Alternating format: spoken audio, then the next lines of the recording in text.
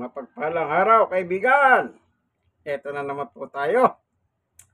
Mag-aaral ang ebanghelyo ng ating Panginoong Yesus. Amen. Amen. Ang ating gagamitin, magandang balita Biblia. Ano po? Yan. Ito po.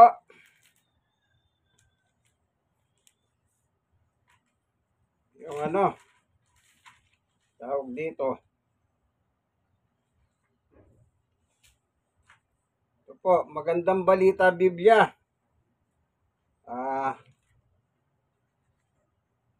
Ito po yung nakalagay. Ano na kasing taon nito? 2005. Copyright 2005. Magandang balita Biblia. Ito po. Magandang balita Biblia 2005. Ito po ang ating gagamitin. Sa pagkakataon na ito, tayo mag-aaral. Pero bago tayo mag-aaral, tayo makakapakinig muna po ng isang awitin. Ito po, nauhukol po sa ating Panginoon. Ito po, sa kanya mo lang ilagak ang iyong kabiguan. Yan po yung title ng kanta. Sige, play po natin,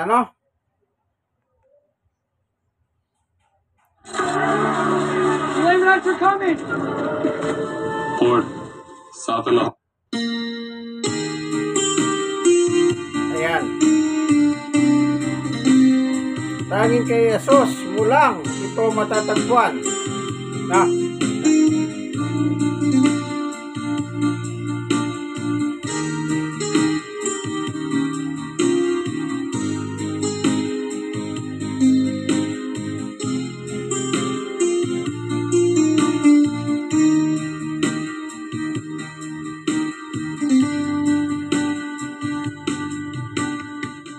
Bigo ka man aking kaibigan,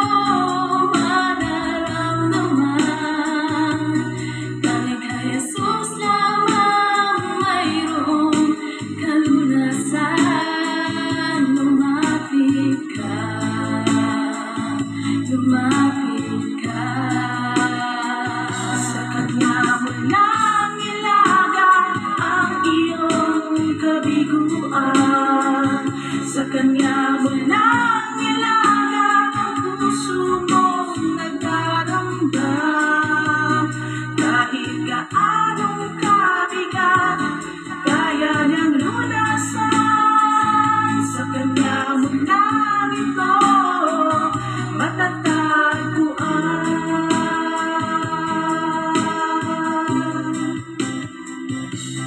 Tanging kay Jesus mo lang ito matatagpuan. Tanging kay Jesus mo lang ito mararamdaman. Tanging kay Jesus lamang mayroong kalunasan. Lumapit ka, lumapit ka. Amen. Kanya mo lang ilagak ang iyong kabiguan. Sa kanya mo lang ilagak ang puso mong nagdaramdam. Kahit gaanong kabigat, kaya niyang lunasan. Sa kanya mo lang ito matatagpuan. Amen. Sa kanya mo lang ito matatagpuan. Sa kanya mo lang ito matatagpuan. Amen. Purihin ang Panginoon. Napakagandang awitin, ano? May problema ka? Sabi nga ni Jesus, come to me, all of you. Ng Mateo 11:28, sa kanya ko lumapit.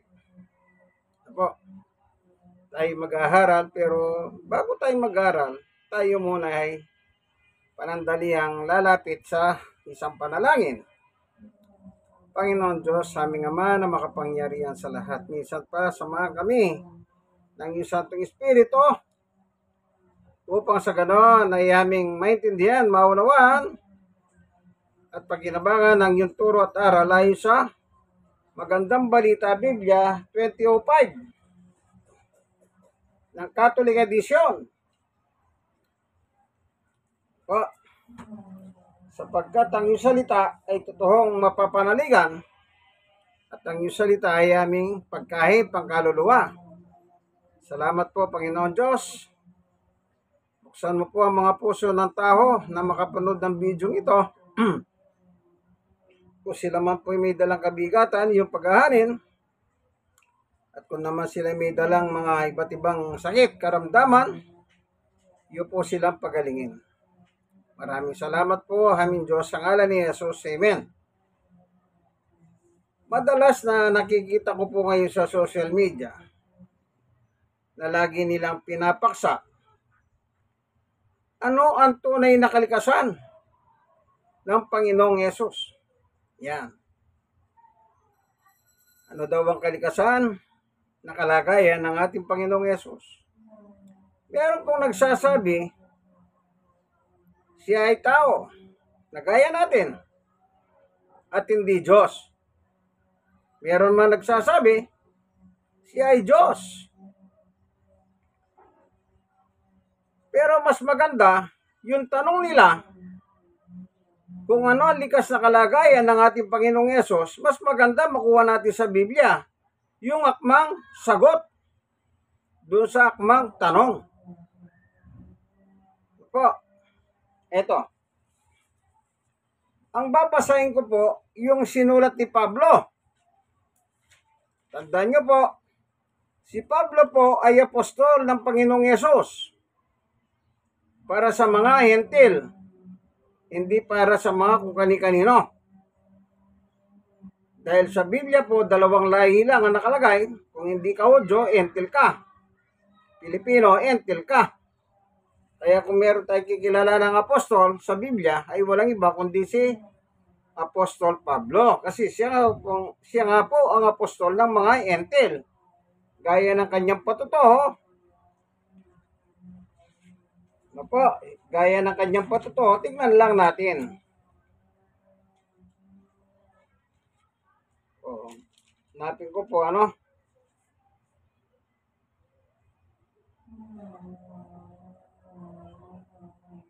Ito, unang Timoteo 2:7. Dahil dito, ako'y pinili upang maging mangangaral, apostol, at tagapagturo ng pananampalataya ng katotohanan, ito para sa mga hentil. Yun, sa mga hentil. Kaya, ang aral ni Pablo, ang the best. Kasi po, siya ginawa o pinili ng ating Panginoong Yesus upang mangaral, magpatotoo ayon sa Kanya sa mga hentil. Kaya yung tanong, ano ang likas na kalagayan ng ating Panginoong Yesus? Ang isasagot natin, yun nakasulat sa Biblia. Nagkataon ng ginagamit natin Biblia, Magandang Balita Biblia, 2005. Ano po? 2005. Yan. Dito po sa Colossus, meron nakalagay dito, ito, sa Colossus 1:19, sapagkat nirarapat ng Diyos ng buo niyang kalikasan ay manatili sa anak. Yun.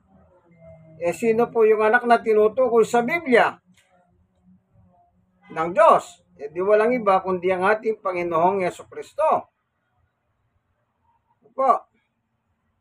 Ngayon, ang sabi ni Pablo ay sapagkat minarapat ng Diyos po ang nag-decide na ang buo niyang kalikasan ay manatili sa anak. Minsan sa aking pangangaral in public, merong isang ministro pala, hindi ko naman alam na ministro, tsaka ko lang na laman ng mga ilang araw. Ministro pala yung nagtanong na yun sa akin, dahil gusto niya sanang magpasiklab. Sabi ko sa kanya, meron siyang gustong ipabasa ng talata ng Biblia. Sabi ko, hindi ako po pwede magbasa kasi nangangaral ako. Kung gusto mo, magantay ka, mamaya, babasahin natin. So, umalis siya. Di nagpatuloy ako sa pangangaral. Di nung pa-uwi na ako, nakita ko siya. O ngayon, sabi ko, ano ba yung gusto mong pabasa kanina? Yan. Ano ba yung gusto mong pabasa? Ngayon, kako, ito ang Biblia. Mas maganda ikaw na lang ang bumasa. At nang makinig naman ako. Binasa ko naman. Yan bang gusto mo? Sabi ko. Nung pagkatapos kong basahin, yung kanyang gustong basahin ko, natunugan ko na siya. Ano pala ito ako? Ministro ni Yumaong Felix Manalo sa loob-loob ko. Kasi nga po, yung talatang gusto niyang basahin ko. Yung ano na kasi pinabasa niya sa akin. Mga paborito nilang talata yan eh. By the way, pagka naalala ko, i-reveal ko po mamaya, Tapos, binasa ko. O yan bang ibig mo sabihin, kako? Yung, meron kasing nakalagay na Iglesia ni Cristo doon. Ano pong talata kasi yun,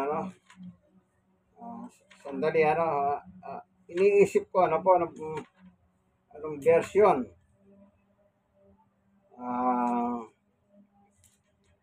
Sana madali ko na siya makita. Yung magbatihan kayo ng banal na halik, sabi niya, ano po? Yan. Mamaya, pagka naisip ko, pero ganun po yung nakasulat doon, magbatihan kayo ng banal na halik. Pinabati kayo ng mga iglesia ni Cristo. Ayan. Ganun na ganun po yung nakalagay, Magbatihan kayo, mga iglesia ni Cristo. Mga iglesia ni Cristo. Hindi sinabing iglesia ni Cristo. Marami. Sinulat ni Pablo yon. Pero sa kanila, kinokonclude nila, Iglesia ni Cristo. Pandaya nila yun eh. Sabi ko, ang nakalagay dyan, mga Iglesia ni Cristo. Marami. Wag mong sabihin kasama kayo dyan, kako. Dahil nung panahon ni Pablo, nangangaral, wala pa yung inyong leader. Dinaretso ko. Wala pa si Mang Felix Manalo dyan. Kaya hindi siya kasama sa mga iglesia tinutukoy ni Pablo. Ngayon, sasabihin mo, kayo yan. Pero hindi natameme siya. Ito naman ang tanong ko sa iyo. Ano ang likas na kalagayan ng Diyos? Tao o Diyos? Kako sa kanya. Ang sagot niya, Diyos. Yan ha. Tandaan mo ang sagot mo. At saka yung mga nakikinig. Tandaan niyo po yung sagot niya. Ang likas na kalagayan ng Diyos ay Diyos. Ngayon, nagbasa naman akong talata. Ito nga po binasa ko na, yung sa Kolosas. 1:19. Sapagkat minarapat ng Diyos na buo niyang kalikasan ay manatili sa anak. Sabi mo, ang buong kalikasan ng Diyos ay Diyos. Pero dito sa sinulat ni Pablo, gusto ng Diyos na yung kalikasan niya ay manatili sa kanyang anak. Di lalabas, Diyos ang kanyang anak. Pero lalo na nataranta kayo si ministro. Kung ano-ano ng mga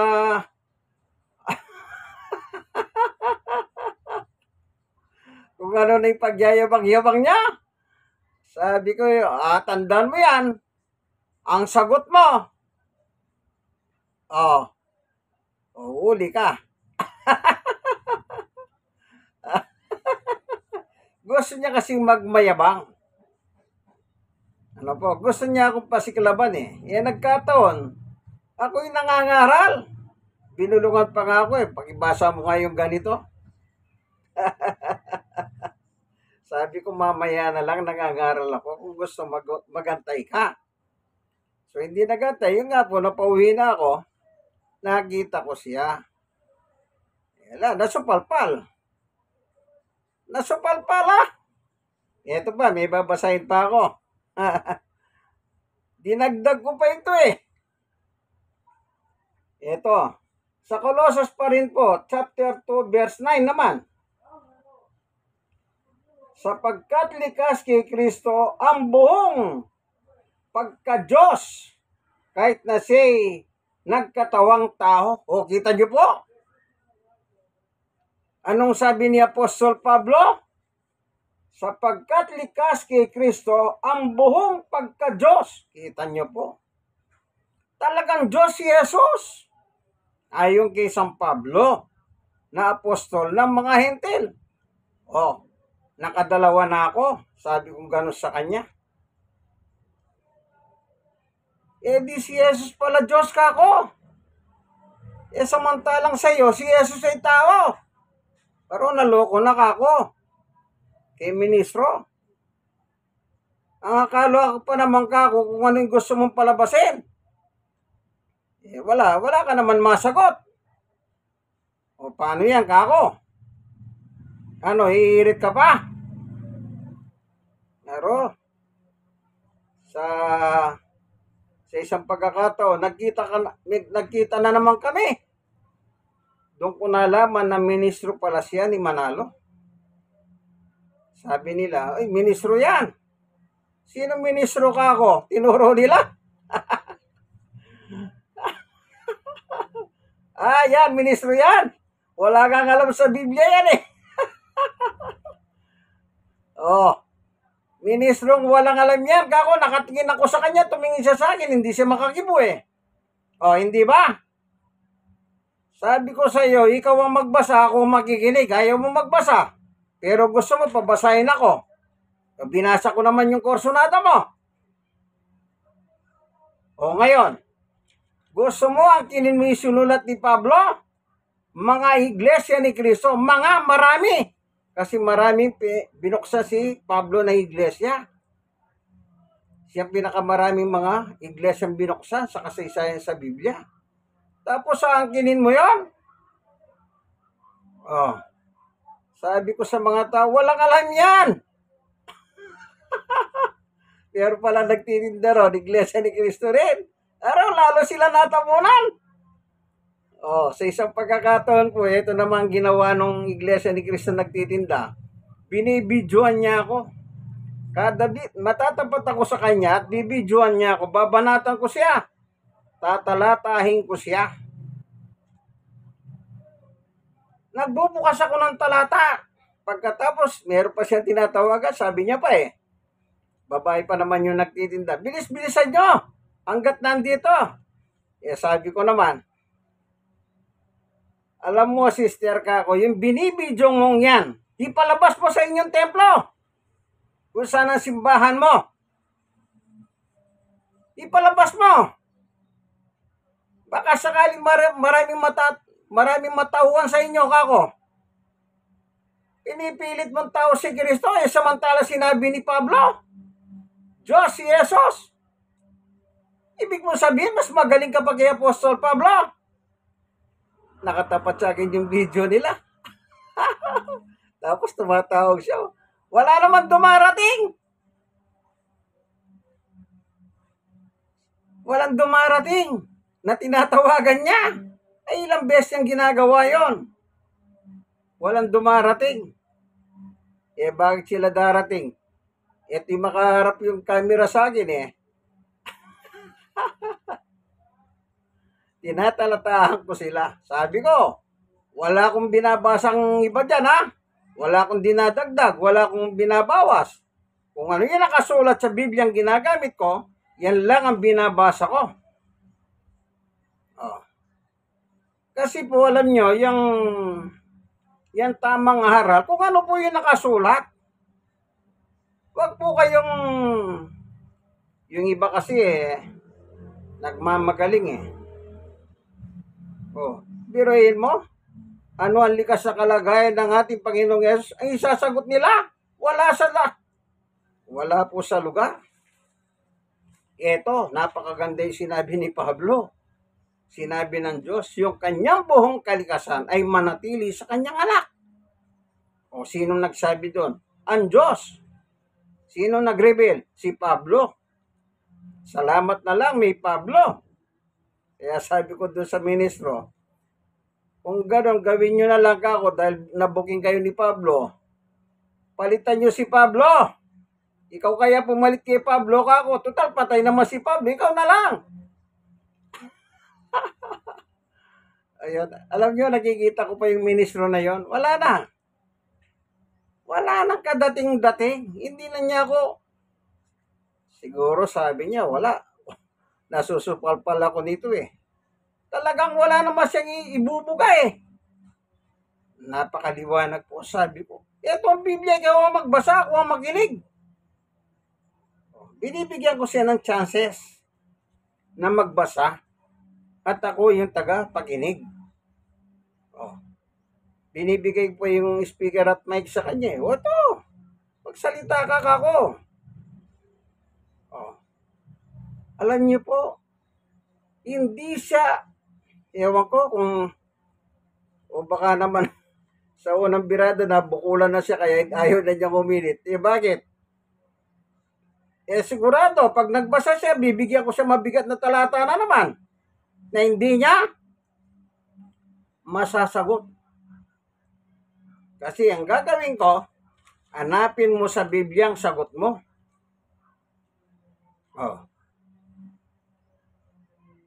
Kaya, hindi siya nagtangkang magbasa. Ano po? Wala tayong magagawa. Alam nyo kasi, kinapos sila ng biyaya. Mayabang lang. Pero pagdating dito, kinakapos sila. Marami na po na ako napanood ng mga video nila, debate nila. Kapag hindi nila gusto yung talata, ang sasabihin nila, maling salin yan Sipin nyo po. Pag hindi nila kursonada yung talata, maling salin niya. Oh. Pero magtataka ka, yung sinasabi nilang Biblia na maling salin ay ginagamit din nila. Naghanap sila ng pabor sa kanila. Kumbaga, selective sila. Kagaya nito, ginagamit ko magandang balita Biblia, ginagamit din po nila ito. Kanya lang, pag iba yung gagamit nito, ayun, nasasabihin nila, maling salin. O, kita nyo po ang maling pagkakamali nila. Sabi ko nga po sa inyo, mayabang lang sila. O, mayabang lang sila. Eh, wala silang may produce eh. Puro supal pa lang aabutin nila. Kaya tandaan nyo po, kung ano ang Diyos, ganun din po ang kanyang anak na si Jesus. Oh. Kaya yung napakinggan ninyong awit, kay Jesus matatagpuan, talagang kasi po Diyos siya. Pinadala ng Diyos dito sa lupa ang kanyang anak na si Jesus. Upang iligtas po tayong mga makasalanan. Pero kung sasabihin mo, si Jesus hindi Diyos kundi tao, ba malaking kalapastanganan yan. Isipin mo, si Jesus tagapagligtas, sasabihin mo, tao? Aba, ano kang klaseng tao? Eh, di ibig sabihin yung mga milyonaryong mga tao na mayayaman, pwede kang iligtas? Eh, kasi si Jesus tao sa inyo. Ayun, tagapagligtas siya. Eh, di gaano pa yung mayayaman na tao? Kung tao lang ang tagurin nyo kay Jesus, kung tao, hindi Diyos, sabi nila. O kayo kaibigan, nakikinig pwede nyo gamitin itong sinasabi ko. Magandang balita 20:5. Colosas 1:19 at Colosas 2:9. Diyan lang laglag na sila eh. O, tingnan pa natin yung sinulat ni Apostol Pablo. Dito po sa Pilipos, ito, 2:5. Naway magkaroon kayo ng kaisipan na tulad ng kay Kristo Jesus. 6. Kahit siya'y likas at tunay na Diyos. Kama. Oh, ano daw pa ang likas ni Jesus? Tunay na Diyos. Naghanap sila ng letra por letra, tunay na Diyos si Jesus. Ito. Napakaliwanag naman po eh. Oh, basahin ko Verse 6. Dahil, ito, kahit siya'y likas at tunay na Diyos. Sino tinutukoy dito? Sa verse 5. Naway magkaroon kayo ng kaisipan na tulad ng kay Kristo Jesus. Eh di Jesus ang tinutukoy dito. Ano daw siya? Likas na tunay na Diyos. Kama. Iinto ka, kama na eh. Ibig ba sabihin, mali pa rin yun? Sinasabi nila, hindi raw likas na Diyos si Jesus. Ayan na nga sinabi ni Pablo. Itong mga manalista na ito, magugulo talaga. Magugulo ang utak. Oh, isa pa rin yan sa binasa ko kay Butete ang tawag ko. Malaki yan dyan eh. O, kita mo na. Ano si Jesus? Likas na tunay na Diyos. O ngayon, maghahanap ka pa ba? Pero wala na. Kaya yung tao, pahiya siya sa maraming tao. At pahiya siya doon sa mga kamukha ng Iglesia ni Cristo. Na naloko ni Mang Felix Manalo. Binibidyo pa nila ako eh.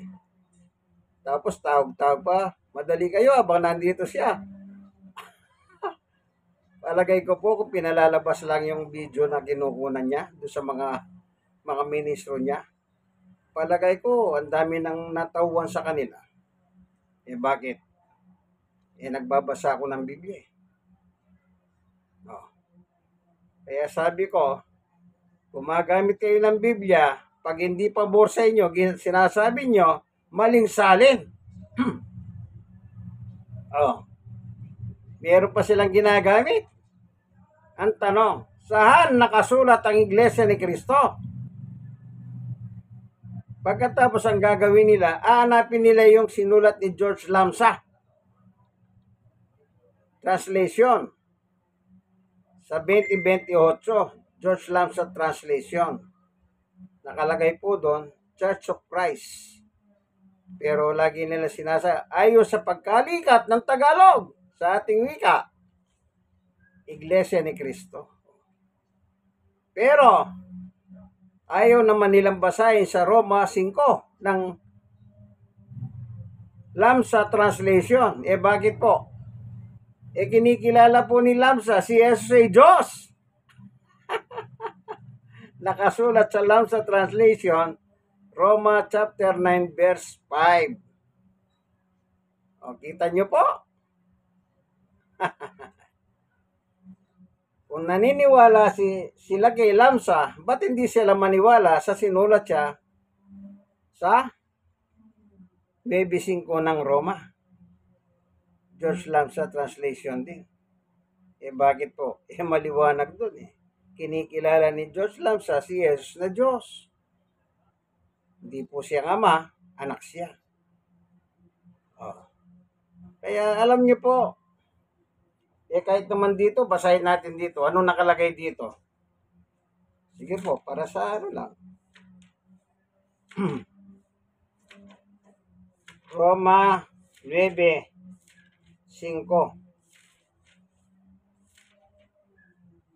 Kaya ako nga po sa inyo, pag gusto nila yung talata, pabor sa kanila, okay yan. Pero pag hindi pabor, maling salin. Ibig sabihin, yung ginagamit pala nila, puro maling salin. Basahin na lang natin dito ngayon, 9:5 ng Roma, dito sa Magandang Balita Biblia, Catholic Edition, 2005. Ito po. Tignan natin yung magnifying glass, para sigurado. Dito po sa Bibliang Magandang Balita Biblia, 2005, Roma 9:5. Sa kanila rin nagmula ang mga patsarka at tungkol sa kanyang pagiging tao, si Kristo ay nagmula sa kanilang lahi. Ang kataas-taasan Diyos ay purihin magpakailanman. Amen. Kita nyo po? Yung lahi ni Kristo, sinasabi ni Pablo, nagmula sa patsarka doon sa Lumang Tipan. Yung 12 patsarka. 12 tribes of Israel. Doon po nagmula si Jesus. Ano si Jesus sa kanila? Ayon sa nakasulat dito, ang kataas-taasang Diyos ay purihin magpakailanman. Amen. Maliwanag po. Kataas-taasang Diyos. Sino tinutukoy? Si Jesus. Nagmula sa patsarka, sa lahi na 12 tribes of Israel.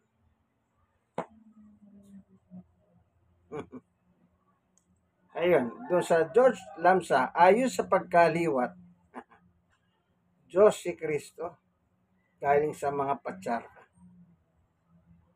Alam nyo, hindi naman po mahirap paniwalahan ng Biblia. Huwag ka lang selective. Kasi pag selective ka, lagi nagkakagulo. Habang binabago mo yung nakasulat sa Biblia, lalo ka nagkakamali. Kasi siyempre may papasok na tanong dyan.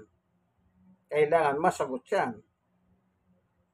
Kaya yung programa nila, ano ang likas na kalagayan ng Panginoong Yesus? Sabi ng isa. Sasagot naman ng isa. Pero malayo sa katotohanan ang kanilang sagot. Kaya tatandaan po natin, magbasa kayo ng Biblia. Lagi ko sinasabi, ugalihin pong magbasa kayo ng Biblia. Ang Biblia po ang magtuturo sa inyo ng tamang aral. Hindi po ako, ito, sino-sino man. Natuto rin po ako. Biyaya ng Diyos. Natuto po ako. Kaya naman, yan naman ang aking sinishare sa inyo.